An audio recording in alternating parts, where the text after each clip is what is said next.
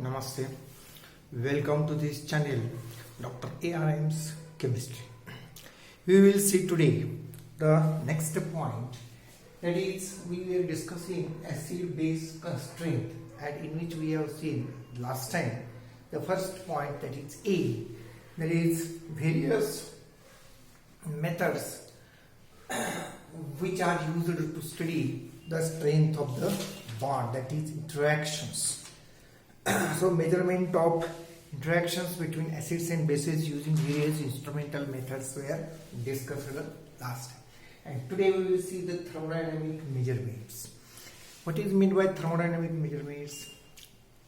When we study the thermal changes or energetics or energy changes during the chemical process, then it is called thermodynamic measurements. The thermodynamic measurements can be carried out by using suitable methods, that is in terms of delta H, that is changes in enthalpies, changes in entropy, and changes in free energy. So these are thermodynamic quantities and these can be measured for most of the reactions wherever it is possible. But when we want to measure the direct change in enthalpy, then we have to select the reaction which is 100% going to be completed. When the reaction is completed 100%, then such measurement of thermodynamic quantities can be made directly. But when reaction is incomplete and it is not completed in a single phase, then we have to use different method, that is containing various steps, or we are dividing the total method in several steps, and it is carried out by using Hess's law, where the thermochemical quantities are divided into certain steps. So we can measure the thermochemical quantities where the weak acid is undergoing ionization. So weak acid, so we will see the first, that is ionization of weak acid. So here we can represent this weak acid as He. When it is dissolved or when it reacts with OH minus, it gives us H2O plus A minus. In this case, the delta H1 is the enthalpy change is called delta H1. Then for another reaction where we are using this H3O plus, it reacts with OH minus and gives this twice H2O. So for this reaction, the thermochemical quantity is delta H2. Then for third reaction, where we are using the weak acid He, and it is dissociated in water. So this dissociation of weak acid He in water gives us, that is H3O plus A minus. So for this reaction, the change in enthalpy is called delta H3. So this shows that here there is equilibrium constant Ka is obtained. But here the reactions are taking place in different steps. Now the third reaction is equal to, now if we divide this reaction, the third reaction is equal to the first reaction minus second reaction, and therefore this delta H3 0 is equal to delta H1 0 minus delta H2 0. So for these usual thermodynamical terms, we can write this delta H3O plus is equal to delta H1 minus delta H2. So in order to obtain other thermochemical quantities or thermodynamic relations, we can use other terms such as entropy changes. So for the same reaction, we can obtain the fourth, that is delta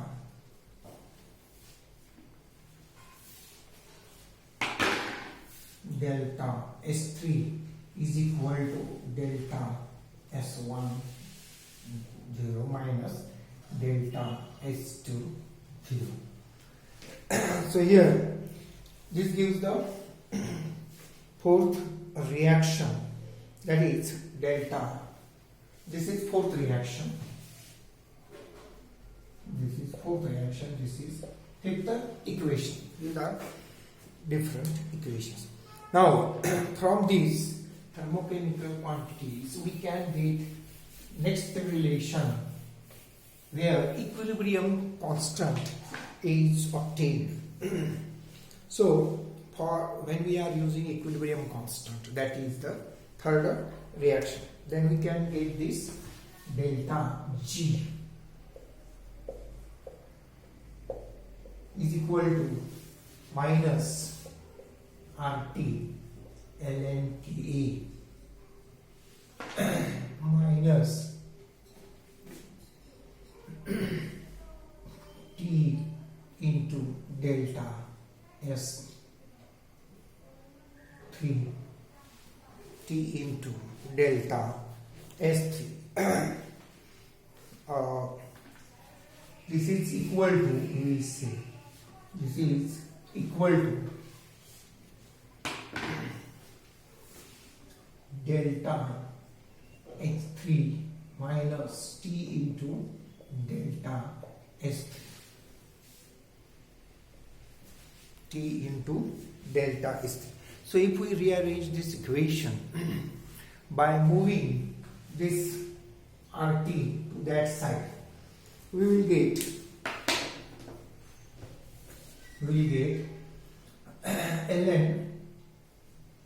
ln Ka is equal to minus delta H3 plus minus delta H3 upon this RT plus the T gets cancelled and delta S3 upon this R. So we can get this equation by rearranging this above equation. So all these equations shows that that is, we say, interpretation. So naturally the final calculation can be more complex when the dissociation of this HA is very less, or that is partial. Means when weak acid is partially dissociated, then the calculation of these thermochemical quantities becomes much more complex. It is possible from the equilibrium constant to obtain various thermochemical quantities, as we have seen here, delta H and this delta S, that is entropy change and enthalpy change. Again, if we want to obtain the thermochemical quantities, then we can plot this graph of ln Ka versus ln Ka versus 1 upon T, that is absolute temperature.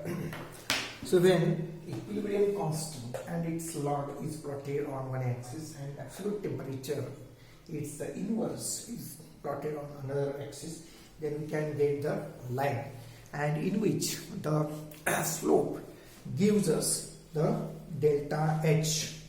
So the slope gives us minus this quantity. We can show this quantity, that is, so this is the obtained in the form of slope minus delta H3 upon T upon R minus delta H3 upon R. So this is obtained as a slope, and if we take the intercept of that equation, then we can get this quantity, that is delta is 3 upon R. So in this way we can get these quantities delta H3 upon R as a slope and this quantity here. Then if we see that this method of calculation of these terms is very easy, or we can say it works well when delta H3 and delta H, change in enthalpy and change in enthalpy does not vary with large temperature range. So this variation can be discussed in case of acetic acid. So if we consider this deviation or variation in change of enthalpy with respect to change in temperature, then we can find the following figures. So for this reaction, H3O plus OH minus, we can get this. This is a first reaction, so we can show that the equation, or it is reversible reaction, we can take this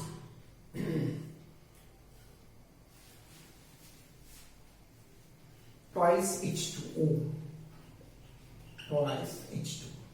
and for this we can show here the thermochemical quantities as delta H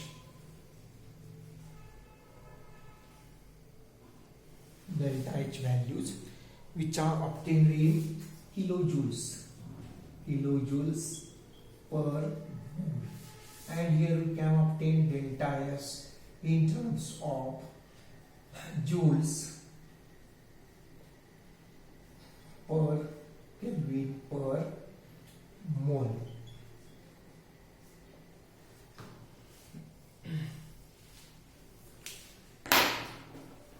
Then we find that the values are minus 55.9, and for delta S it is minus 80.4. Then if we see the actual acetic acid reaction, HOAC, acetic acid, it dissociates or it reacts with what? OH minus.